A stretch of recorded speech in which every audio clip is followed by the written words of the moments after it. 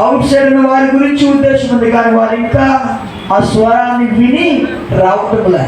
మనమైతే వచ్చాము, ఆయన యొక్క రక్తంలో కడగబడ్డాము, ఆయన యొక్క సంఘంలో చేర్చబడ్డాము. ఇప్పుడు ఆయన యొక్క హస్తము ఎవరి మీద చాపబడింది? మన మీదకి చాపబడింది. ఎందుకు? we have to do his purpose. ఆయన ఉద్దేశాన్ని నెరవేర్చడానికి. ఇంతకీ ఏ ఉద్దేశం అది? ఇంతకీ ఆయన యొక్క ఉద్దేశం ఏంటి అంటే, దేవుడు ఈ లోకం